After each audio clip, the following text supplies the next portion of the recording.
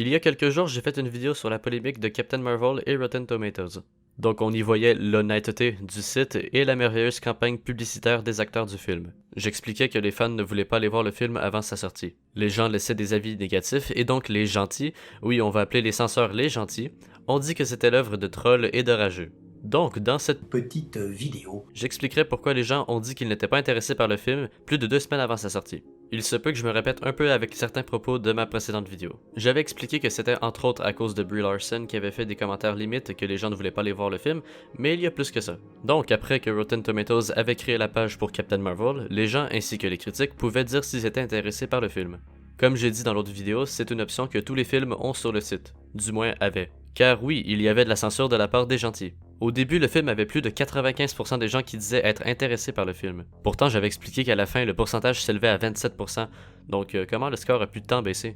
En plus, avant la sortie du film, les estimations du film au box-office s'élevaient à 180 millions de dollars. À la fin, c'était 80 millions. En passant, en ce moment, on est le 28 mars et je sais que le film fut un succès, mais je vais quand même me concentrer sur le sujet actuel et pas trop dévier. Dans la précédente vidéo, j'ai dit « bâcher son public et leur faire des remarques sexistes et racistes au nom de... la tolérance ». Donc en effet, c'est pas une très bonne idée de faire ça si ton but est d'avoir des clients. Surtout ceux que tu discrimines sur la majorité de tes clients. Mais finalement, qu'est-ce qu'elle a dit pour faire chier les gens? J'avais mis quelques extraits au début de l'autre vidéo, mais bon, c'était pour rire. That 67% of the top critics reviewing the 100 highest grossing movies in 2017 were white males. Less than a quarter were white women, and less than 10% were unrepresented men. Only 2.5% of those top critics were women of color. So you're probably thinking right now, like, wow, that super doesn't represent the country that I live in, and that's because that's true. This is a huge disconnect from the US population breakdown of 30% white men, 30% white women, 20% men of color, and 20% women of color. So why? Oui, donc la majorité des critiques d'un film sont des hommes blancs, et apparemment c'est un problème. Il y a un problème car certaines personnes sont d'une certaine race. I have a dream. My 4 little children will one day live in a nation where they will not be judged by the color of their skin, but by the content of their character. Selon elle, le problème est que les races et les ethnies ne sont pas bien représentées comparées à la démographie des États-Unis.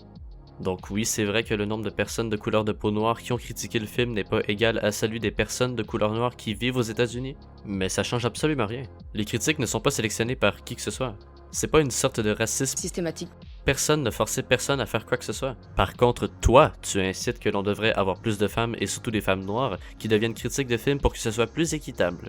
Donc il faudrait forcer les gens à faire ce qu'ils ne veulent pas faire. Parce que comme j'ai dit, personne n'a arrangé toute cette affaire avec les critiques. Il y a pas une personne qui s'est dit « Ah oui, il nous faut une grosse majorité de blancs pour faire les critiques de films, et j'insiste sur des hommes blancs. Moi je dis f*** les femmes et surtout f*** les femmes noires, mais juste au cas où on va en mettre quelques-unes pour pas éveiller les soupçons. » Mais comme je viens de dire, on dirait que toi tu veux forcer les femmes de couleur à s'orienter vers une carrière et empêcher une grande majorité des critiques d'avoir la parole ou d'avoir de la visibilité. Am I saying that I hate white dudes? No, I'm not. Ah bon? Heureusement que tu le précises. Non mais sérieusement, elle est quand même fiancée à un blanc. Oups. But what I am saying is that if you make a movie that is a love letter to women of color, there is an insanely low chance a woman of color will have the chance to see your movie and review your movie. Comme je viens de l'expliquer, c'est pas la faute des hommes blancs. D'ailleurs, c'est pas vraiment la faute à personne. Et selon ta logique, où il y aurait un fautif, les seuls à blâmer seraient les concernés, les femmes noires, car c'est elles qui ne veulent pas être les critiques et apparemment c'est elles qui ne voulaient pas aller voir le film. On peut juste voir les statistiques. Moi je dirais que personne à blâmer. Ces personnes étaient juste indifférentes à voir un film et à donc le critiquer. On peut pas leur en vouloir. And I'm also saying I don't hate white dudes. I'm just saying we need to be conscious of our bias and do our part to make sure that everyone is in the room. On peut pas forcer les gens, combien de fois je dois le répéter? On n'a pas à faire des efforts pour que tout le monde puisse critiquer un film si, de 1, c'est déjà le cas, car personne n'a empêché les femmes noires de s'exprimer. Par contre, on empêche les fans de s'exprimer. Et de 2, je le répète, on n'a pas à forcer les gens. Ça serait pas un peu contre ce que toi-même tu essaies de combattre? Tu voudrais forcer les minorités à prendre la place des méchants hommes blancs? Really sucks that reviews matter, but reviews matter. C'est vrai que c'est triste que les reviews sont si importantes, surtout quand ceux-ci censurent les gens. C'est triste qu'on leur donne autant d'importance, de crédibilité et de pouvoir. Mais bon, les critiques sont surtout importantes parce qu'ils aident au marketing. Good reviews out of festivals give small independent films a fighting chance to be bought and seen. Good reviews help films gross money. Good reviews slingshot films into awards contenders. A good review can change your life. It changed mine. Un good reviews, c'est pas quand la personne derrière est noire ou est une femme. Un good review, c'est quand une personne sait être objectif. Je sais que c'est un mot difficile à entendre, car c'est contre votre principe numéro 1 que les sentiments passent avant les faits. Un bon critique, c'est pas lui qui va dire « Ah oui, c'était un très bon film, vraiment, j'adorais que ce soit une femme. Maintenant, je suis bien content qu'elle soit représentée. Est-ce que je peux avoir mon argent, s'il vous plaît? » Le bon critique est lui qui va dire « Le film était bon car ça » ou « Le film était mauvais car ça » et non « Ah, eh bien, il y avait une bonne représentation des minorités, je me sens mieux car mes sentiments ne sont pas négativement affectés. » Our industry has gone through a major growth. We are expanding to make films that better reflect the people that buy movie tickets, but they are not allowed enough chances to read public discourse on these films by the people that these films were made for. Ah bon, vous essayez de mieux atteindre votre public majoritaire? Pourtant, qui est ce public majoritaire? Bon, dans ce clip, elle parle surtout d'un autre film de Disney où il y avait des femmes de couleur et comment c'était un film surtout pour elles. Mais elle parle quand même de l'industrie du cinéma en général. Elle nous sort que les minorités culturelles sont donc les cibles principales du cinéma, y compris pour Marvel, j'imagine. Parce que oui, c'est bien connu que les minorités sont collectivement le public majeur des films de Marvel. Et c'est encore plus vrai que tout est noir et blanc, qu'il y a d'un côté les blancs et de l'autre côté toutes les minorités qui sont tous ensemble. Surtout que Marvel est en pleine crise au niveau des ventes de leurs bandes dessinées, parce que les gens sont tannés d'avoir de la diversité forcée, et j'insiste sur le forcé. Donc de plus en plus, Marvel met en avant des femmes fortes, ou des noirs forts, ou le combo femme noire forte, mais pourtant les gens chialent que ces personnages sont ennuyants et que le seul fait qu'ils soient diversifiés fait qu'ils sont là où ils sont. Que leur personnalité se résume à « je suis noir, je suis une femme, je suis non-binaire, et je suis un hélico d'attaque » réunis. Ils sont dépourvus de personnalité attachante et nous rendent donc dépourvus de toute empathie envers eux. But they are not allowed enough chances to read public discourse on these films by the people that these films were made for. Non mais c'est plus possible. Comme je viens de dire, vous forcez la diversité dans vos films. Ensuite, vous vous étonnez que ça marche pas. Bientôt, on va envoyer chier une femme parce qu'elle a pas aimé son viol. D'un point de vue marketing, il n'y a rien de bon dans forcer des personnes à s'adapter à la pensée contraire. La base du commerce, c'est de donner ce que les gens veulent. Quand tu forces ton public majoritaire à s'adapter au public minoritaire pour empêcher que quelques chialeuses soient offensées, ne vous attendez pas à avoir des réactions positives. D'ailleurs, ces chialeuses sont une plus petite minorité que la minorité. Parce que les noirs et les femmes et tout, la majorité d'entre eux, ils s'en foutent complètement qu'il y ait Captain Marvel qui se rajoute dans l'univers de Marvel.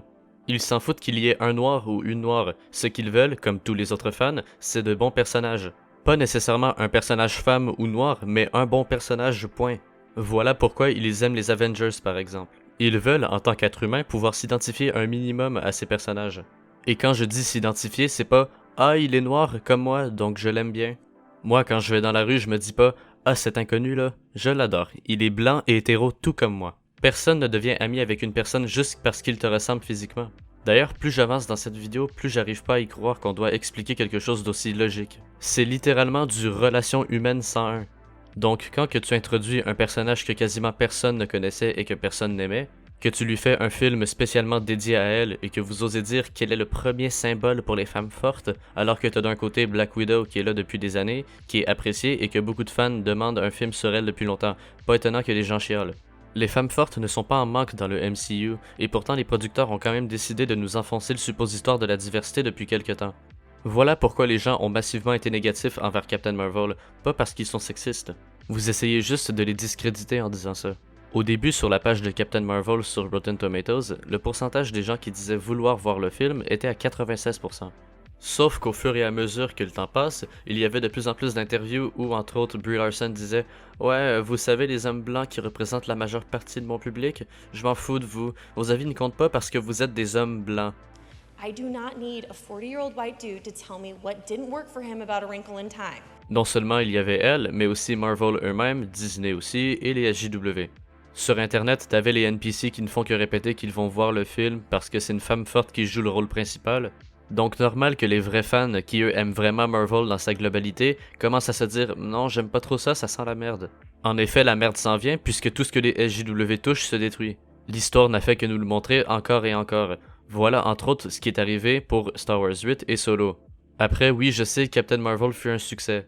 À vrai dire, le succès est assez simple à expliquer. La majorité des gens qui ont vu ce film et qui regardent les grands films mainstream en général ne regardent pas ce genre de détails.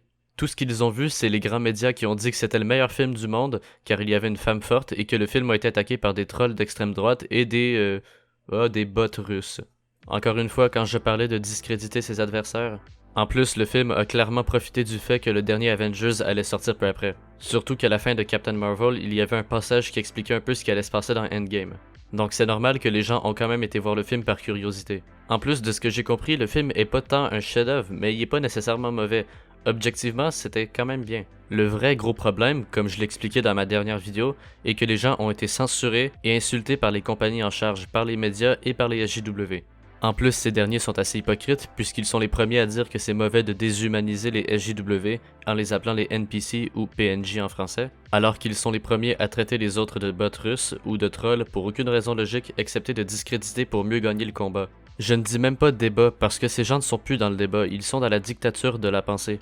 Bref, avant de trop m'éloigner, je m'arrête. Voilà pourquoi les gens ont été massivement contre Captain Marvel sur internet. Ce n'est pas la haine des fans, c'est d'ailleurs plutôt le contraire. C'est les SJW et les médias qui ne sont pas capables de défendre leur idéologie absurde. Bon, encore une fois, je me calme. Ou sinon, abonnez-vous, likez, signalez-moi aussi. Les ratés, faites-moi des dons avant de signaler, comme ça vous serez un minimum utile pour moi. Bon, ou sinon, bonne journée, allez, ciao.